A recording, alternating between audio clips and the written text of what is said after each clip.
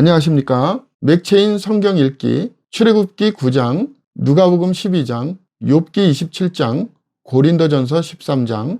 첫 번째, 출애굽기 9장 재앙을 통한 하나님의 주권 선포. 본문 이해에 도움이 되는 배경과 맥락을 소개합니다. 출애굽기 9장은 5번째에서 7번째 재앙, 가축의 돌림병, 독종, 우박을 기록하며 하나님께서 애굽의 바로와 백성들에게 자신의 주권을 보여주시는 장면입니다.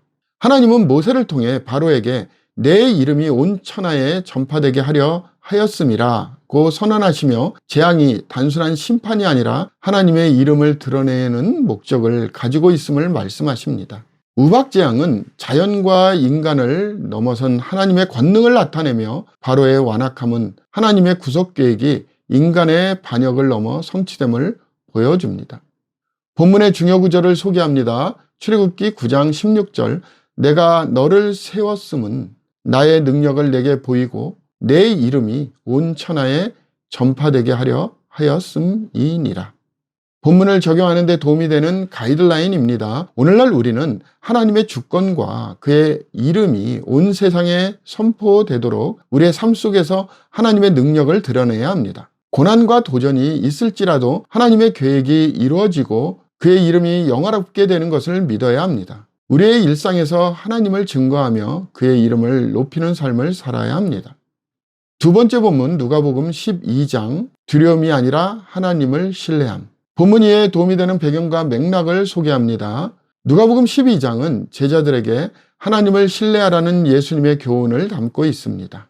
예수님은 인간을 두려워하지 말고 오직 죽인 후에 또한 지옥에 던져 넣는 권세 있는 그를 두려워하라고 말씀하시며 하나님을 신뢰하는 삶을 강조하십니다. 또한 염려하지 말고 하나님의 나라를 먼저 구하라는 가르침을 통해 삶의 중심이 물질적인 필요가 아니라 영적 필요에 있어야 함을 말씀하십니다. 이 장은 참된 신앙은 하나님을 신뢰하며 두려움 속에서도 믿음을 지키는 삶임을 보여줍니다.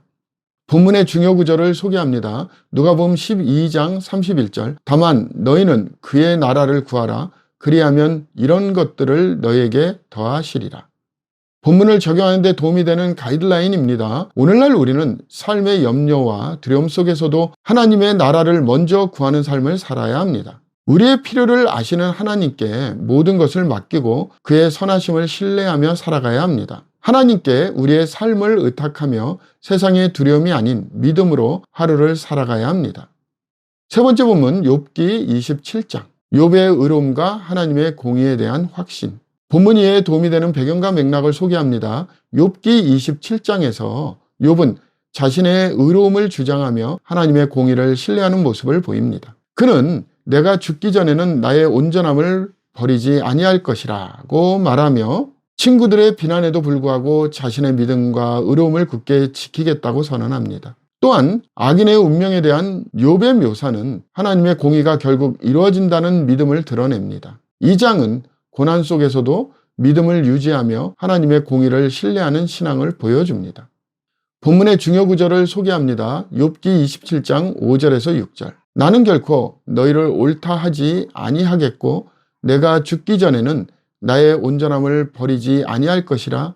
내가 내 공의를 굳게 잡고 놓지 아니하리니 내 마음이 나의 생애를 비웃지 아니하리라. 본문을 적용하는 데 도움이 되는 가이드라인입니다. 오늘날 우리는 고난과 어려움 속에서도 하나님의 공의와 신실하심을 신뢰해야 합니다. 세상의 두리와 부조리 속에서도 우리의 믿음을 굳게 붙잡으며 하나님의 뜻을 따르는 삶을 살아야 합니다. 우리의 신앙이 흔들릴 때에도 하나님의 선하심과 공의로우심을 의지해야 합니다.